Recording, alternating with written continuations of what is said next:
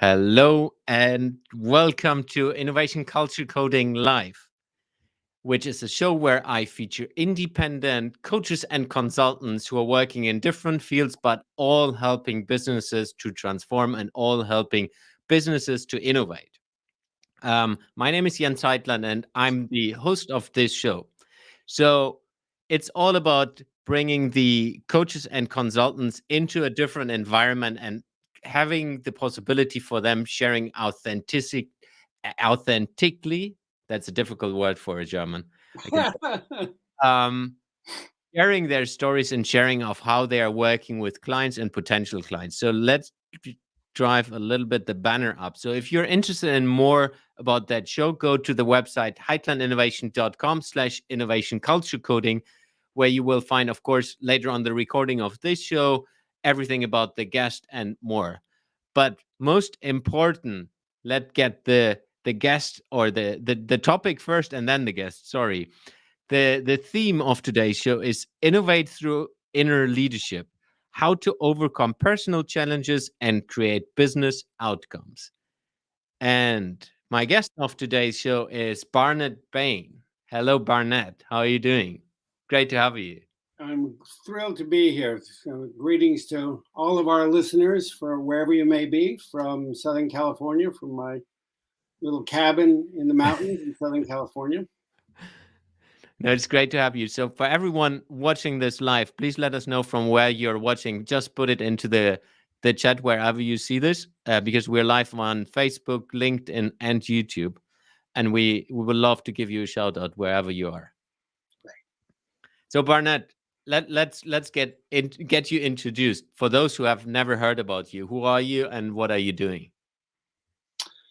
Well, from a beginning in the advertising industry, my career progressed through media, including producing television and then directing feature films. Some notable film credits include directing Milton's Secret, starring Donald Sutherland and Michelle Rodriguez, based on the book by Eckhart Tolle. Oscar winner What Dreams May Come, producer, starring Robin Williams. Emmy Award nominee Homeless to Harvard, executive producer, The Celestine Prophecy, writer, producer, and a number of others. As a core faculty member at Columbia University, I designed and led a course called Artistry and Personal Transformation, which was part of the very first Ivy League master's concentration in spirituality and psychology. I'm an official partner with Boys and Girls Clubs of America, which enjoys the participation of millions of community and corporate and educational leaders who are using my creativity content in their communities and schools and corporations. I'm the author of the Book of Doing and Being, Rediscovering Creativity in Life, Love, and Work, and also a book called The Third Story, Awakening the Love That Transforms. So in addition to making films, I also maintain a coaching practice for creative, political, and business leaders. That's the official version. That's the official. That's the official.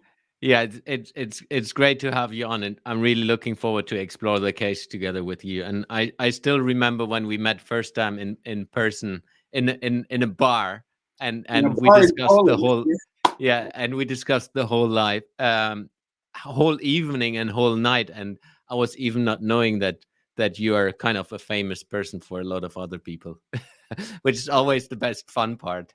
That was a fun night. My goodness, Yes. that was fun. We have to do that again.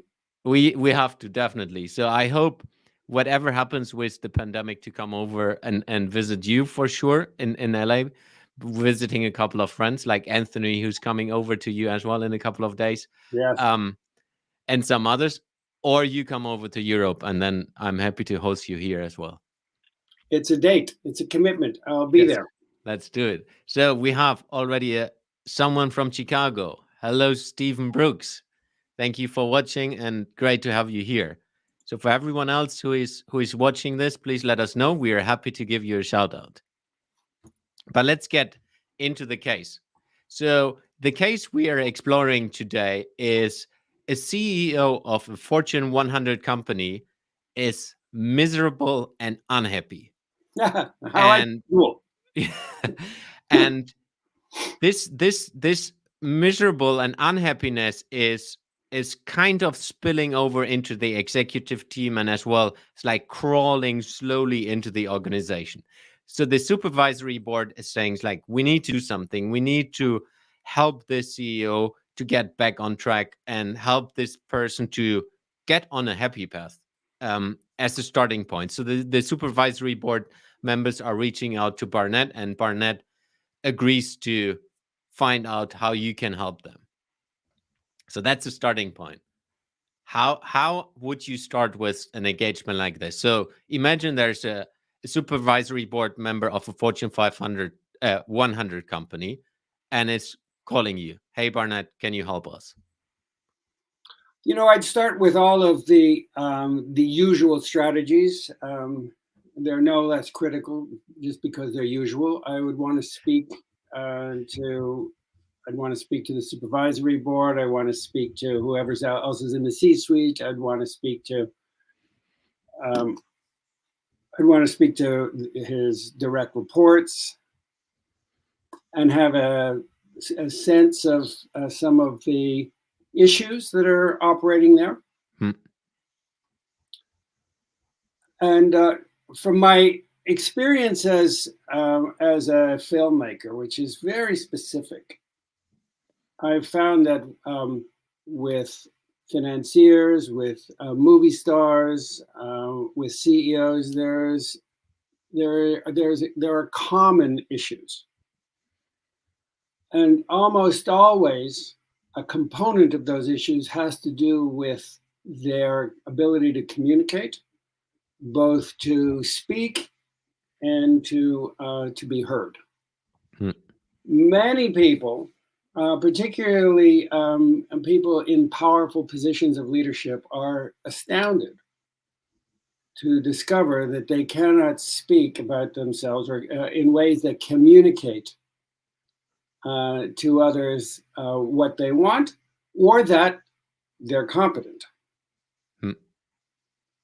And so I would want to begin by listening to how this individual was referred to, and also how the individual communicates herself or himself. And I'd be listening for, I'll make a distinction. I'm listening for the opinions that they make disguised as fact. So we have two categories of communication. There are facts, assertions, the cat is on the bed. And then there are opinions that are generally presented as facts. This is the best marketing strategy possible. This is the best course of action. That's an opinion. So a fact is what we use that seeks to establish what's true in the world. And an opinion seeks to motivate people for action. So we have to be very critical in listening for the distinction. Are we making assertions or are we making opinions? Because the choices and decisions that we make come directly from how we communicate. If I say to you, for example, if I say to you, you should hire me because I'm the best person for the job. I have a high IQ and I'm well liked. And if I'm charismatic, it is likely that I will persuade people to make a decision. However, those are opinions. They are not facts that are observable in the outer world by witnesses. Yeah. So that's very different from saying, I am the right person for this gig because I led a team successfully on time and on budget. So I want to hear from an executive. I want to hear whether they are communicating with facts or whether they are communicating, the degree to which they are communicating on weak assessments. There are weak assessments, weak opinions, and then there are strong opinions. A strong opinion is an opinion that is backed up by as many facts as one can gather. I led this company we had these sales over this period of time. We increased our margins in this way. We were more effective in this way. And I have data to support that. This allows me to make decisions and to plot a course. This is a powerful leadership move because it clarifies what my tolerable risk might be, and I can see what the possible rewards may be more clearly. I can make more informed decisions. So you can see the implications for that. If I am not aware of how I communicate, I will also not be aware of how I listen. And so I can easily be hoodwinked. And my organization becomes more unruly because we are not making choices and decisions. We are not plotting the course of the company from real pursuable objectives. What else happens is I lay the groundwork for being misunderstood. And my response for being misunderstood is likely to be hostile. I am likely to blame. I am likely to create dissension. So I want to listen for all of that, and then I want to lay out. The distinctions between making assertions and making assessments. And there are ways to do that. There are ways to show people very quickly how muddy their communication is. If I set out, for example, I'm looking what's on my desk. I have pens, I have a phone, I have some books here. If I asked this executive to describe what she or he saw, we'd very quickly be able to get a sense of how they communicate. If they said, well, there are pencils here lined up on the desk, I'd say, stop right there. Is that a assertion? Is that a statement of fact? Or is that a assumption? Are they just lying there, or are they arranged in parallel lines? There's a very big difference in how you are communicating this. Yeah. And as we proceed, we go farther and farther into that. Another one is I may ask that executive to speak for 90 seconds, to introduce herself or himself for 90 seconds. And we would see how clear that individual is about who she or he is. Are they talking about themselves with evidence? Or are they talking about themselves in terms of woolly ambitions, and I'm a successful leader. Well, that's a statement. It's not backed up by anything. Yeah. Yeah. So that's the beginning. That always precipitates a breakdown. I was about to say. Always. So Always. you're just to get that into my mind. It's like you're talking to a Fortune 100 leader, which is CEO of one of the top 100 companies in the world, and you're literally telling that person you communicate wrong. You might say that in different words, but Now, they will realize it. yes. Now, to be upfront about it, it is easier for me to make that distinction to them because of my career. Yeah. So, as I mentioned to you, or because you know me personally, I work with politicians, I work with movie stars, so they can hear that in a way that they might not be as open to hearing that. Yeah, if I would tell it to them, they would react differently. It's not the same. I still get the reaction. Yeah. But it's short-lived, and it very quickly moves into shock. Yeah. And that's critical. Now, the second piece, let me just pull up. I have props here in my little office. So That's good.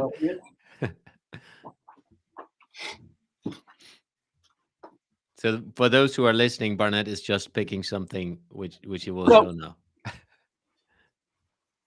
The second piece is when someone is communicating, whether they're communicating with awareness to how they're communicating and what they're asking of a team, how they're presenting themselves, and how they're listening.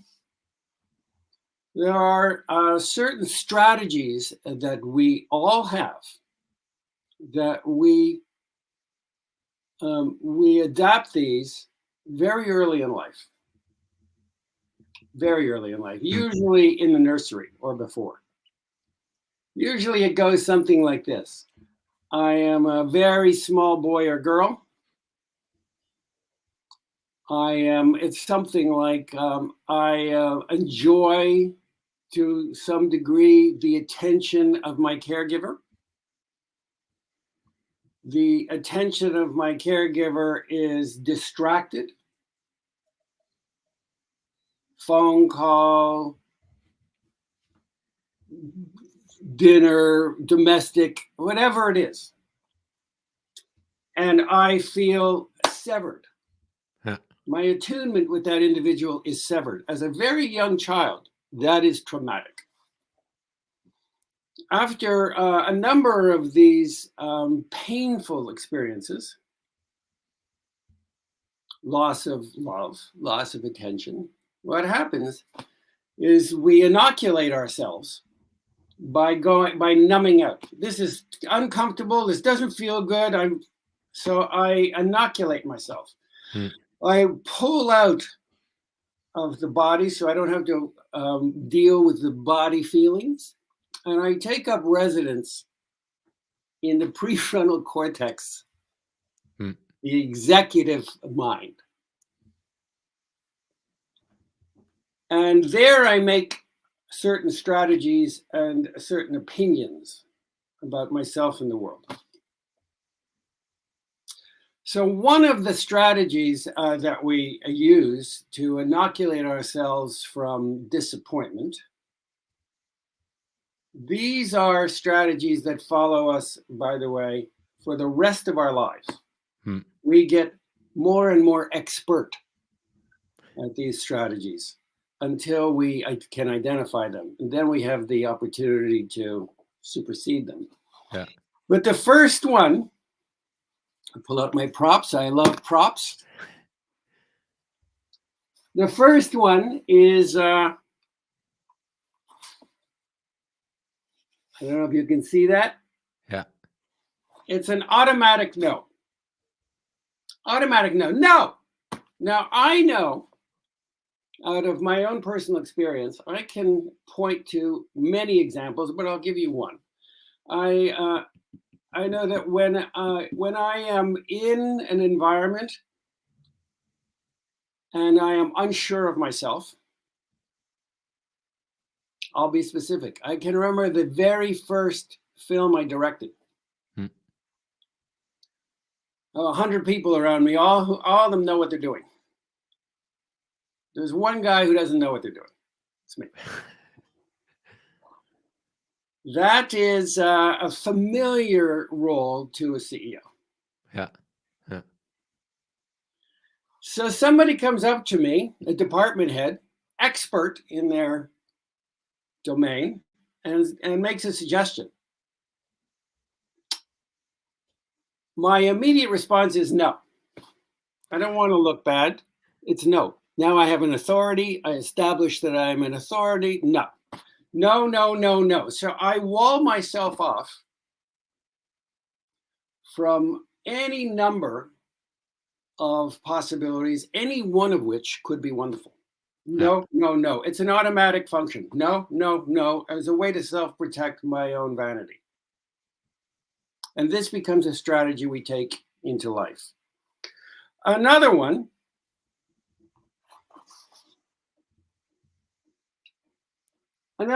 is something that I refer to as fixed ideas. So we come to conclusions and we hang on to them. You want to get a great insight into that? Any cable news broadcast at any time, pundits do not speak with each other. They come in with their preconceived notions and then they do battle. We all do that. There isn't a person on the planet that doesn't approach life with some very fixed ideas. Fixed ideas about procedure, fixed ideas about other people, fixed ideas about themselves. Anything that starts with should've, could've, or would've is a fixed idea. Yeah.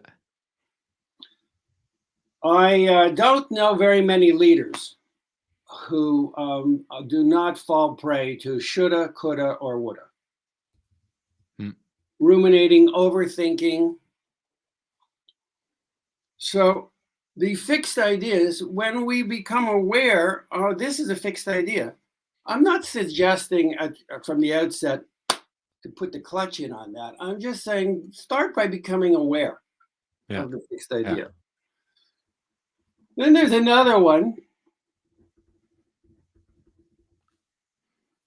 Treating oneself or others as an object. Yeah. I come from a work culture in which is nobilized in the entertainment industry. It is nobilized to work 16-hour days, 7 days a week. It's nobilized. We talk about in the industry executives who don't go home, who roll calls till 11 p.m. at night. Yeah. It's nobilized. It's considered a virtue. So we suddenly are no longer meeting our own needs for peace, for tranquility. We don't eat when we're hungry. We don't sleep when we're tired. We begin to treat ourselves as object. We overeat, we oversmoke, we overindulge, or under whatever the poison is. Yeah. Yeah. We treat ourselves as objects. And if we treat ourselves as objects, we will treat our others, our team, as objects. So this is a common one in the C-suite. Yeah. You treat your family as an object. You treat yourself as an object. You treat your staff as an object. You treat your team as an object. You treat your company as an object. It suddenly becomes about objectives, and the ends seem to justify the means. It's a slippery slope. It leads to problems, and that is why I've been called in. Yeah. Then there is the lying. There's an authenticity gap. We have all run into managers or executives Whatever you tell them, they did that better, or they did it before. Oh, yeah. Here's an idea. I already did that. Huh. I did it better, or it doesn't work. They either lie up or they lie down. Yeah. So it is an authenticity gap. An authentic response is,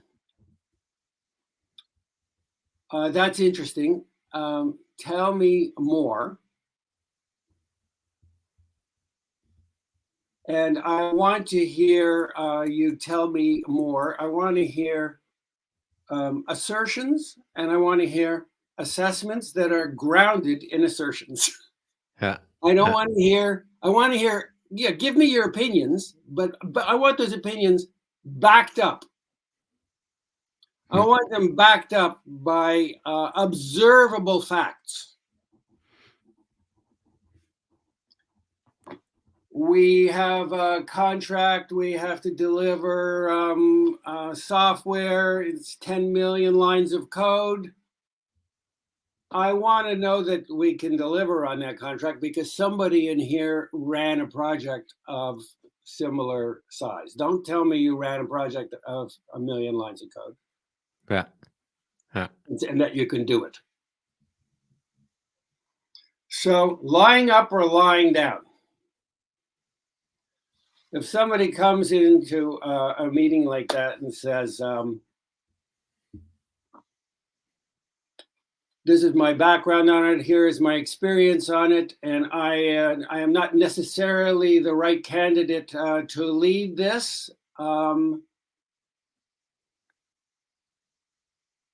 As a manager, I can now begin to make decisions. Do I want to risk this? What are my exposures here? What is my appetite? I can make decisions.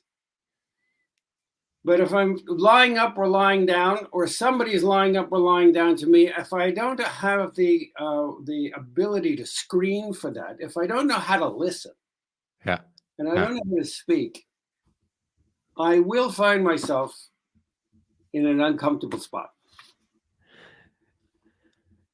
Then there's something called not too close, not too far. We all know this one.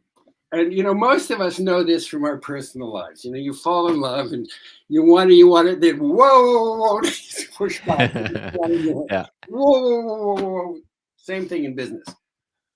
I have these kinds of objectives, and then we find ourselves moving toward them. They're usually personal. By the time you get to the C-suite, they're usually personal objectives. And as you begin to close in on them, it becomes frightening because what is after that?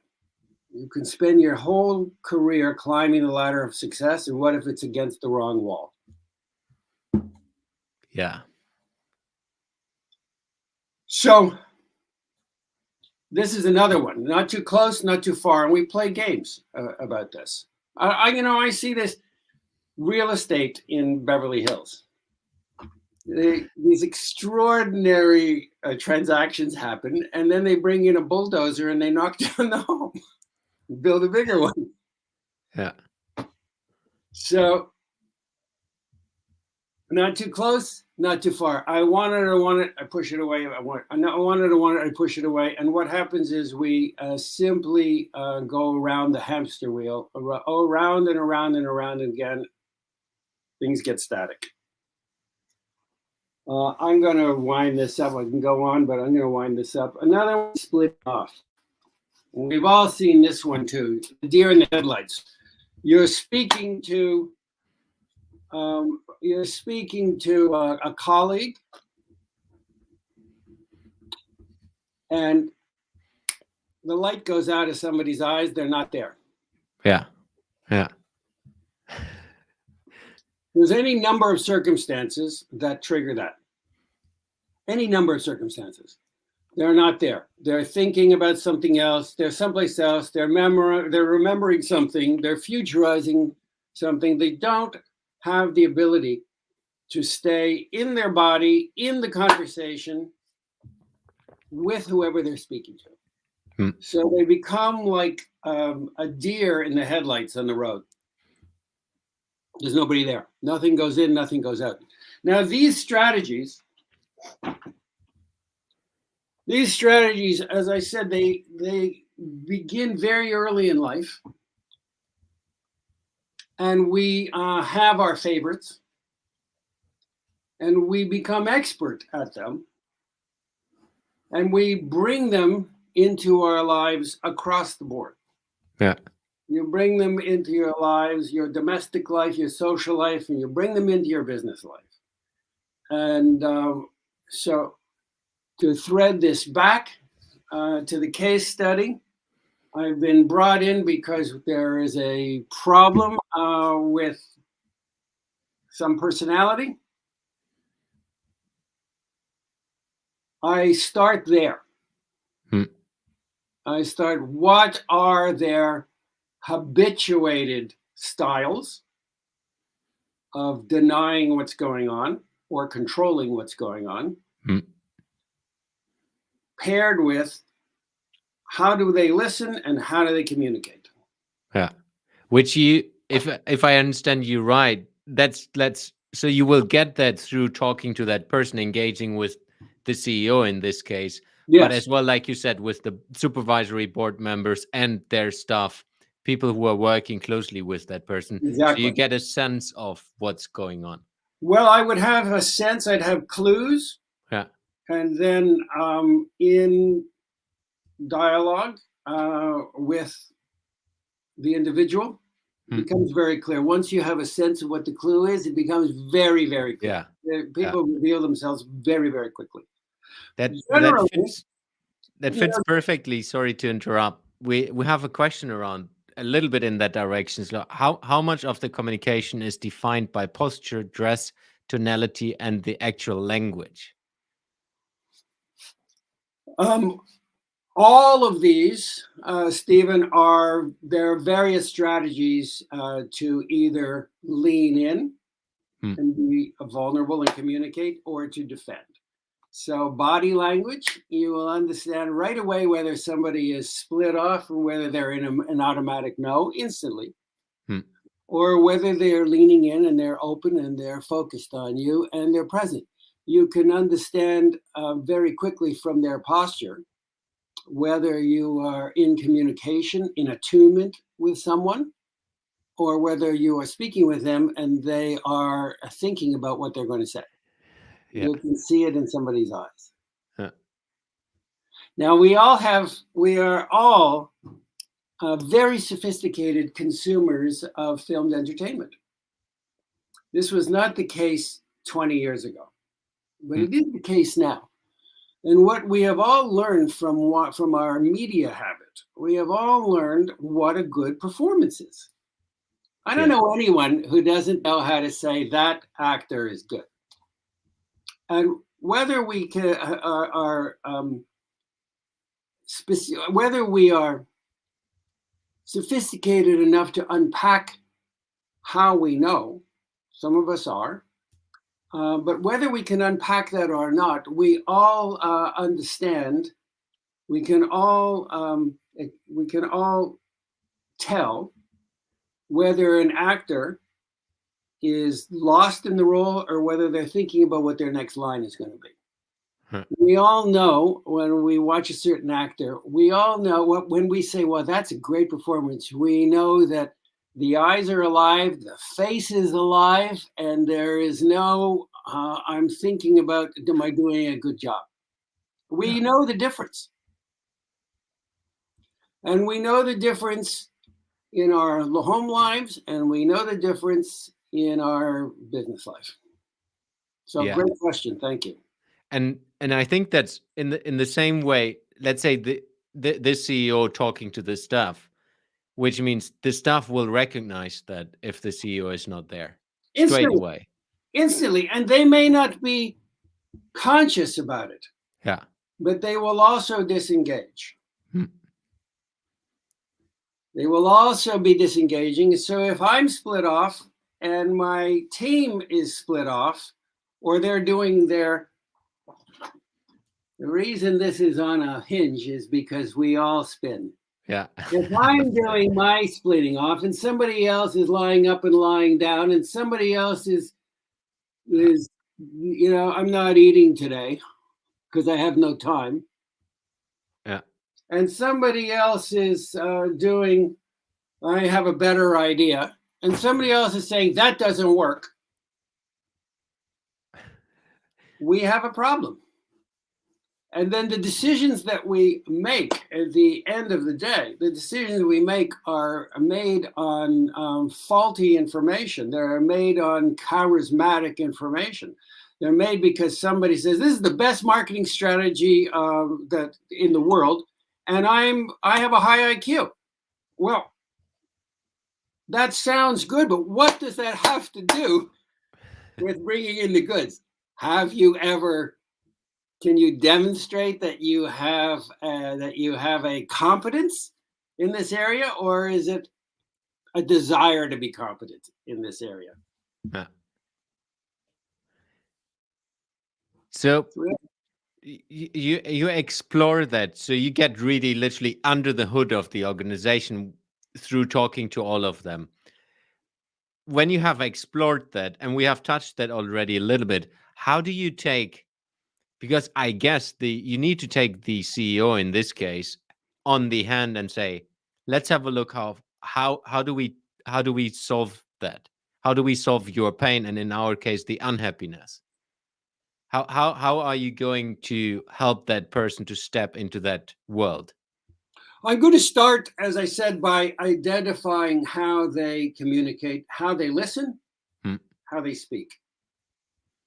The next step is the whole team has to learn how to listen and how to speak. Yeah. That can happen very quickly, but it's a little shaky at first, but it happens quickly. Then when they align on a goal, we have them align on their commitments again. Let's start over. What are your commitments for the year? What are your commitments for the quarter? What are your commitments for the week? When we align on them, it's a very different process. Yeah. If we're aligning something, we have to be able to assert with confidence. You have to be able to stand behind your assertion. I am committed to the outcome. This is why I believe I am capable of delivering on this outcome. This is my experience around this outcome. So when I make a commitment to an outcome, it will happen. It's not, I wish, I hope, it'll happen. Yeah. Yeah. And almost always it happens. Yes, sometimes there are acts of God, COVID. Sometimes there are acts of God. But when people are aligned because they establish goals based on assertions and their own competence and the competency of others, now I can rely on you. I can rely on the supply chain. If I can't rely on the supply chain, I need to know. Yeah. I need to formulate my plans based on everyone speaking from a place that is backed up by competency. Now we move forward. Generally, this is not what happens. Generally, what happens is we have meetings about why it broke down. Yeah. And now I'm trying to patch things up. I don't have very real objectives. If I'm putting together a movie, I need to know everybody on the team. Generally, yes, I'm handpicking them, but still I'm handpicking them for a reason. They're sophisticated about how they communicate. And so if I have to deliver something at a specific date, there is no, if it's going to be in a theater on Christmas Eve, there's no such thing as I'm sorry. It's going to be in the theater on Christmas Eve. Yeah. So we have to be very clear about what our capabilities are, what our competencies are, and every decision on every part of the chain, every stakeholder has to be in alignment. You can only be in alignment with an overall goal if you are internally in alignment. If I am overstating my own competency, lying up or lying down, if I think I can, there's no place for I think I can. We have trainees for that.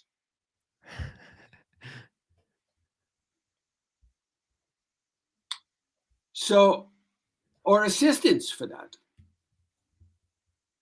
So it begins with, as I said, to recap, it begins with the leadership. Then the whole team has to rediscover how to communicate. Usually that goes well. Sometimes changes have to be made. Sometimes people are in the wrong positions. Yeah. And then it calls for a reassessment of what our goals are. Usually usually what I find is we can raise the bar. You can reasonably expect to have improved results. That is a reasonable expectation because people are aligned and they're confident. If I make a commitment to something, I know that across the country or across the hall, I know they're going to deliver. I know that's a commitment. It's not maybe it's a commitment. It's not. I'm not sweating it at night. That's the short version. There's a question which fits a little bit into that from Stephen again. Do you subscribe to Simon Sinek's view of, as a CEO or leader, be the last in the room to speak? I come at it a little differently. I'm a huge fan of Simon Sinek, a huge fan. My intuition about it is that he says that because he wants you as a leader to take in all the information. So I'm not slavish about the leader being the last one, to wait. I'm slavish about how they're listening. Yeah. It doesn't help me if I'm the last one to speak and I'm threading it through all of this BS. It doesn't help me. What I want to do is we all have habituated patterns that stand in the way of our goals. I want to work with that leader to address all the clutter that stands in the way of her goals, of his goals.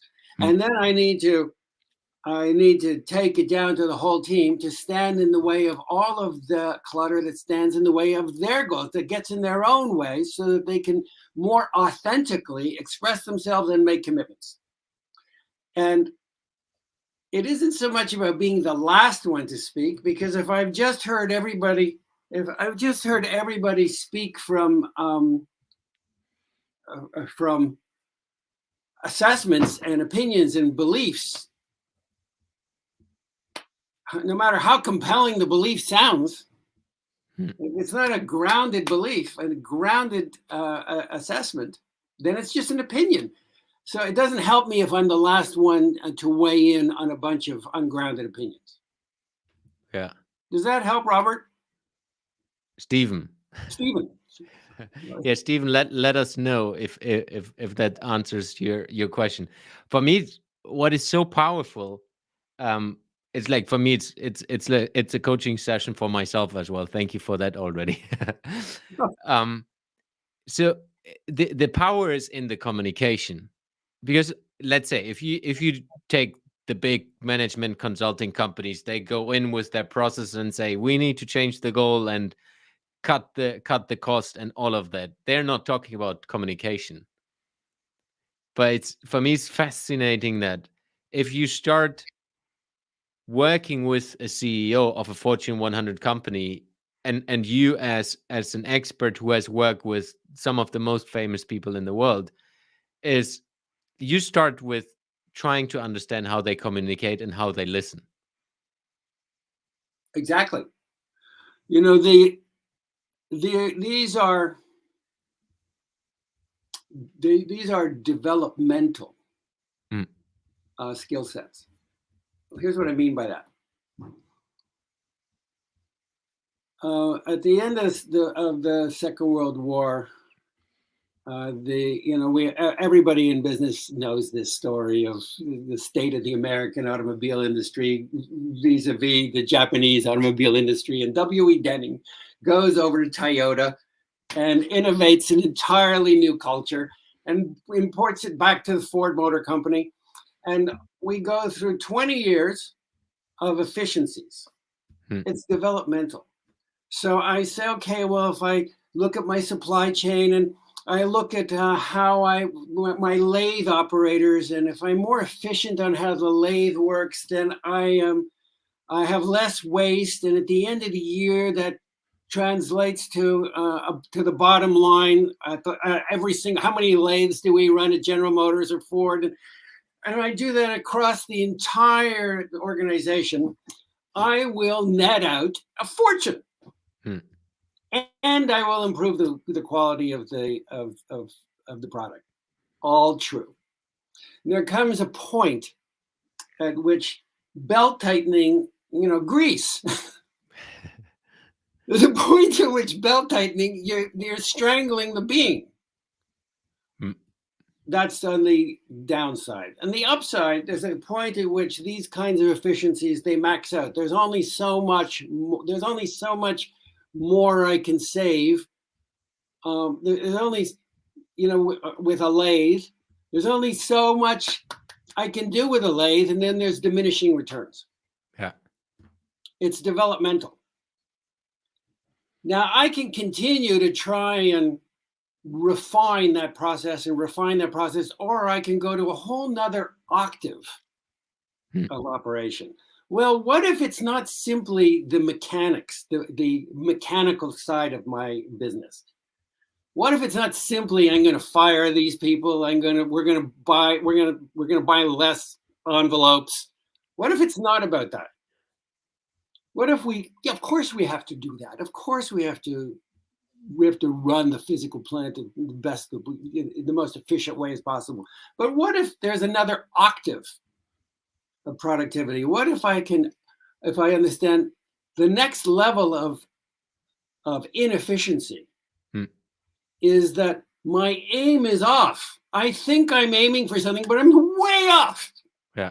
I'm way off. I'm biting off more than I can chew. And the reason I'm biting off more than I can chew is because I don't have a team with a set of competencies and they don't trust each other, and they don't necessarily have the competencies to operate singularly and as an organization to meet that objective. But if I could clear out all the clutter so that they only represent their true competencies and everybody's representing their true competencies, now as a team, I can trust that team.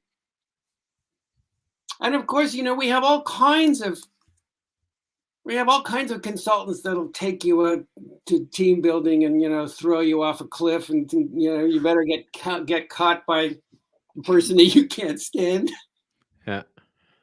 We understand. We already know how the criticality of team building, but in order to really amplify the effectiveness of a team, yes, they have to trust each other, but I need to make commitments to a common objective that are based in my truest competency. And when I own my own competency and I communicate only from that, when together we now plan our goals and our objectives, I am committed to my deliverable.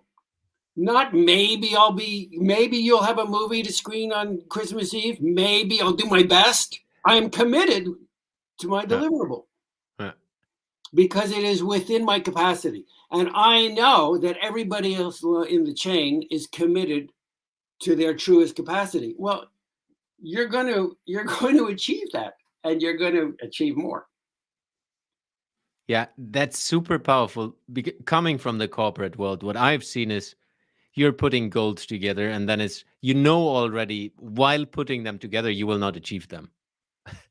So it's like a completely different way. So it's, yeah, we need to have the goals because we need to believe in them, but you know, intrinsically, it's not going to happen. So it's like completely counterintuitive how you explain it, where the executive team is based on their capabilities, on their, it's like true way of understanding how to achieve it.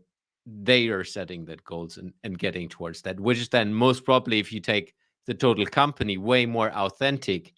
If they're communicating it, it will be, even like you said, it's, people are maybe not understanding it from a way of um literally understanding. They feel it, that it's authentic, and then for them, they will also go towards that direction. Well, they feel seen, they Hmm. feel valued, they are not lying up, they're not lying down. Here's who I am, these are my competencies. If I say to you, I make a commitment to deliver something, and I'm competent to realize that, I feel good about myself. Yeah.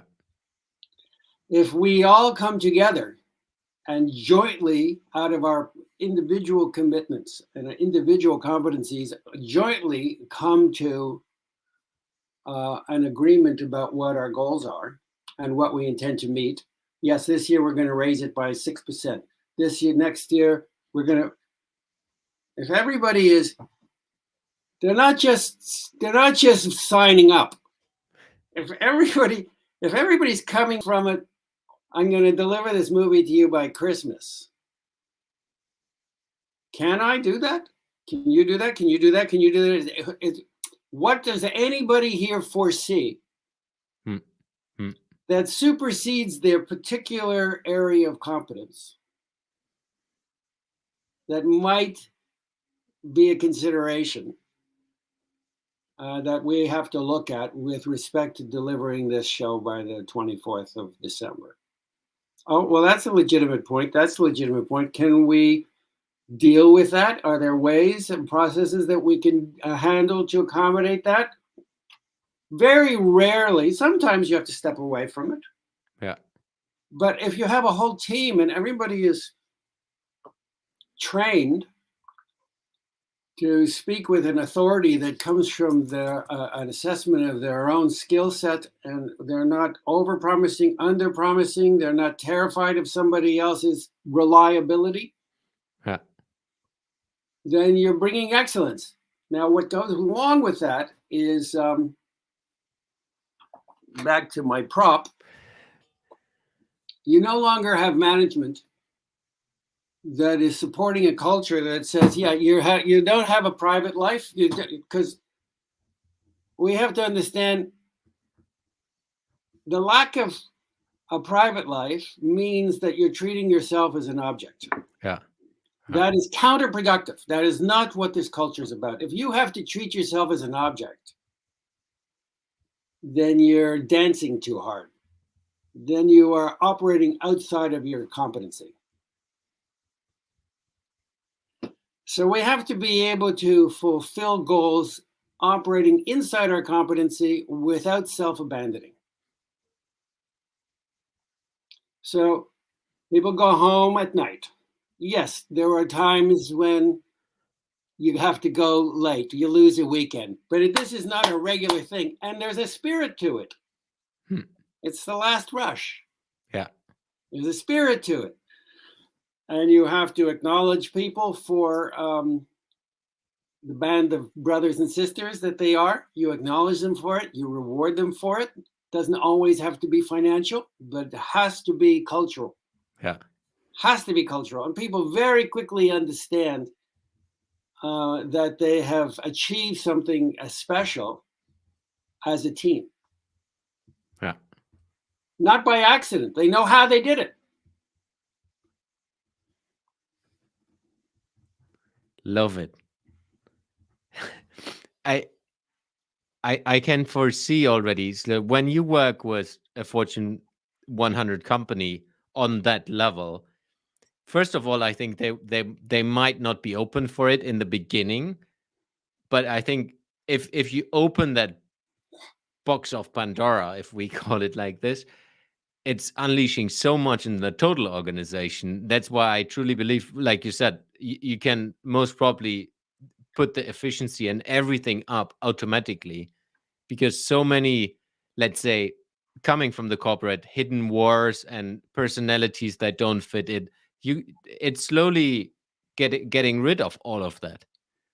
And like you said, it's a huge impact on the company culture if you start literally with the communication piece, which I think is one of the most critical things to do, and as well, not the easiest thing to do, because not everyone has that awareness on a C-suite level. So it's like, hey, we need to start with ourselves, changing our way of how we communicate and how we listen.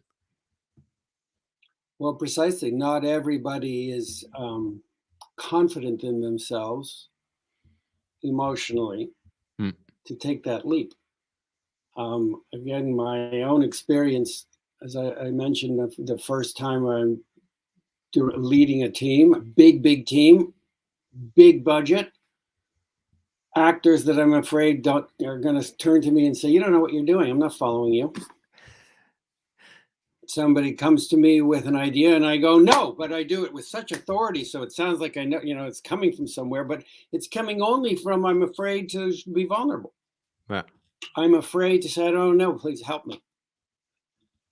That's where it was coming from, and that is not unusual. People in positions of power are very afraid to expose a vulnerability. Yeah. What? You don't know what you're doing? And No, you're the wrong person. Not everything. No. Well, that doesn't. Not everyone is ready to make that vulnerable, to present themselves in that vulnerable way. Now, the consequence of that is that people read, they take from that an unspoken message that this is not a safe environment. Yeah. I am not free to voice my concerns because they may be taken as conflicting. And so I withhold, and now I have a problem. A few of those, you build up a scaffolding of denial and repression, and soon you have a troubled team. Yeah. And if we bring that full circle, so often it is that you see that the whole operation of an organization is not working. Let's say customers are not happy. All of that can be consequences of the leadership communication, if I understand you right. So, well, it's consequences. I just want to refine that a bit. Yes, it's consequences from the leadership because it starts with the leadership. If you don't get the leadership buy-in, you can't do it. You can't do it down the tree. If you don't get the leadership buy-in, it's not going to happen. And then there are octaves of inclusion in terms of the stakeholders. So if you want to get, once you build an organization that communicates effectively, that trusts each other, that trusts the C-suite, then you want to bring in the customer. Now that's where people get very freaked out. Yeah, can you imagine? You're going to bring in the customer so that the customer is part of that discussion, is part of that languaging. So the customer has a place in some of the strategizing of the company. It happens. It happens more and more. It happens a lot, but it takes a very seasoned management to weigh what they perceive as the downside, and sometimes there are real downsides. The downside of that with the upside. The upside is you establish loyalty. That is, you hit a problem, nobody's going to leave. Yeah. Huh. Awesome. We're hitting the hour mark. One of the questions I'm always asking, because we have discovered the case very, very well now, and most probably we could talk like 2 hours more, but I think people get an understanding of how you work and how you think about this ways of working and how you help organizations. So, one of the questions I always ask: what would be a dream client to work with? Like, what is a client you would be very, very interested to work with, which you might have not had until now? Wow, that's a really great question. To me, a dream client is one that is open, is vulnerable,